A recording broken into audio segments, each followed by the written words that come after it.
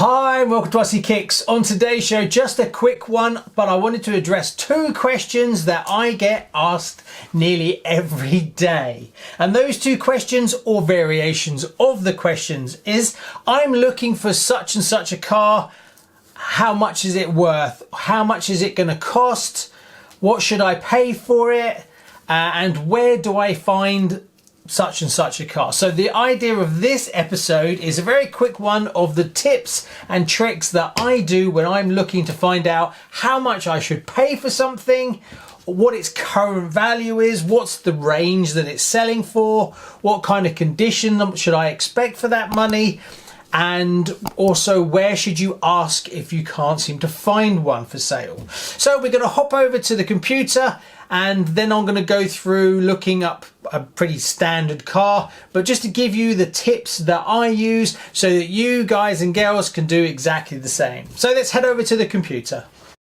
I'm going to search for the Tamiya Avanti as it's a vintage buggy, reasonably expensive, and sometimes they can be difficult to find, and there's different variations and different quality. So the first thing we do is look down the list to see what we actually have available. As you can see in the UK, it is slim pickings currently. So we're just looking, and we've got some up for 600, 650. There's one here for 449 or best offer, which looks a bit more realistic.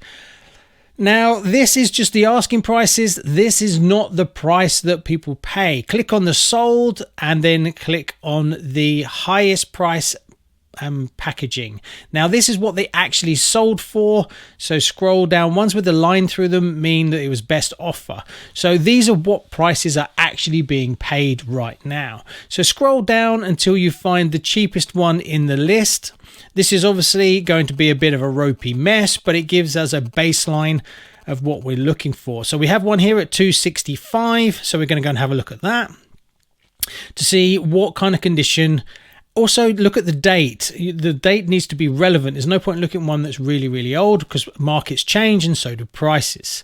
So let's have a look. So for $269, you get, a bit of a basket case. Now, this could be a perfect project for someone, but being that parts are expensive, you're going to throw a lot of money bringing this back if you want a shelf queen. But obviously, if you want a runner, then obviously that's different. So you might say that this is exactly what you're looking for because you're going to get a runner.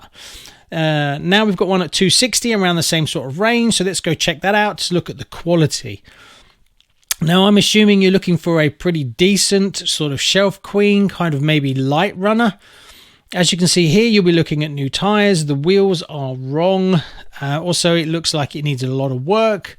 So I would personally be looking to spend a little bit more than this. So we've got a baseline of around 260.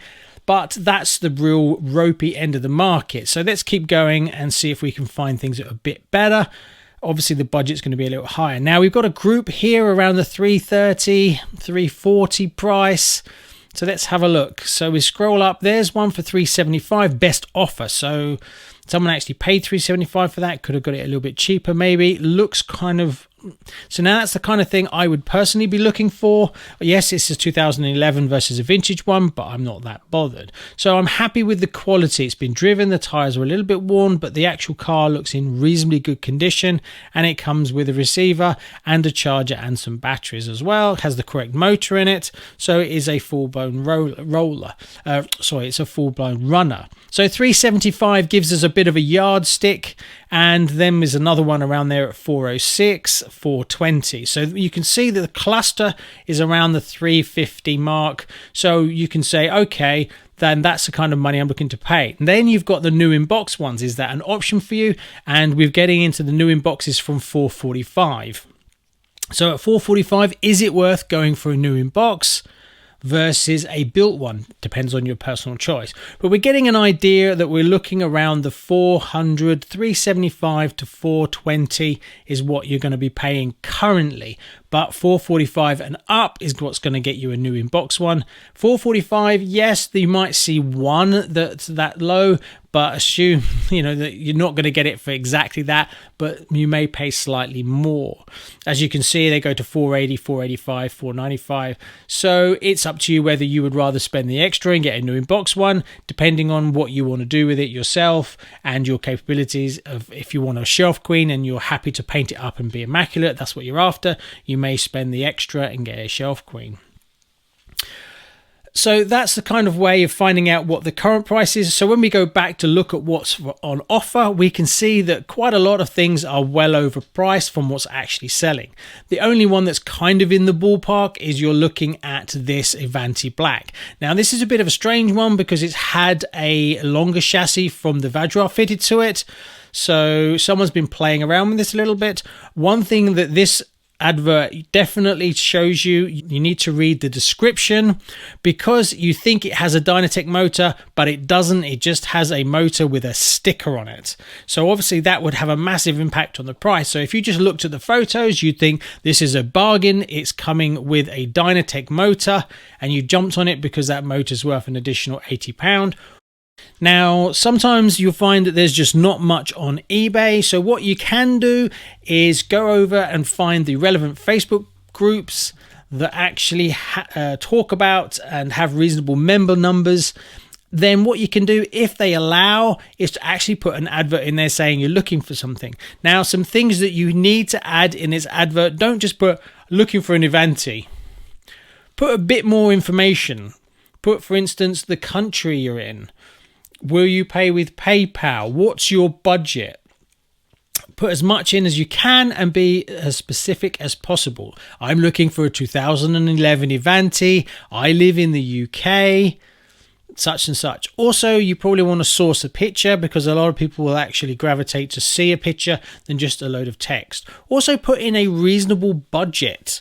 You now know what they're selling for in the condition that you're looking for. So don't waste everybody's time by saying, I want to spend £150.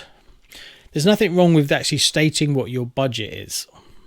Also, if there's any variation in what you're looking for, so if you'd be happy to take, and say, an Avanti Black instead of a standard Avanti, you can state that in the advert. Also, make it easy for people to be able to get hold of you. You can say, please message me on Facebook, or here's my email address. Also, don't just post it once, go to a few different forums. Also, there is some dedicated Tamiya buy and sell groups. Try those as well, post into those. Also, one other thing you can do is look to see if this car is going to be coming out again. So here we are on Model Sport, and one thing I use Model Sport for is it gives you a stock due date of when it's expected in and the current price. And you can also put down a deposit on this. So if it is being released again, maybe it's better to just wait and go for it as it's being released versus trying to hunt it down, depending on your budget and what kind of price they are selling for on the likes of eBay versus actually from the online stores. So there you go. I hope you enjoyed that and found that useful. Do you have any tips? Comment below. Let us know what they are. Also, one thing to keep in mind is mint condition to one person is not necessarily exactly the same as the other. It's very subjective.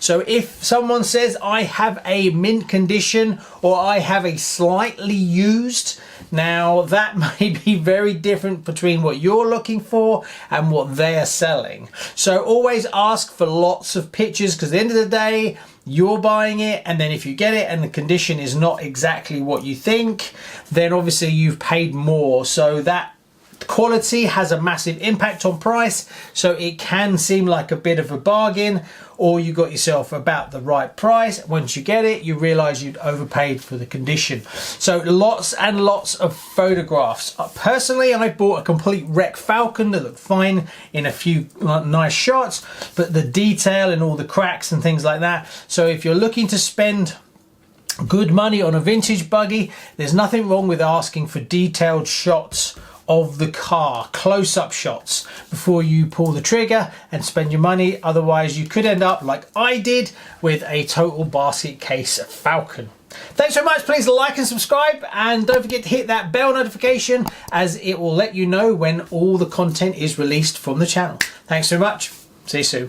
Bye bye.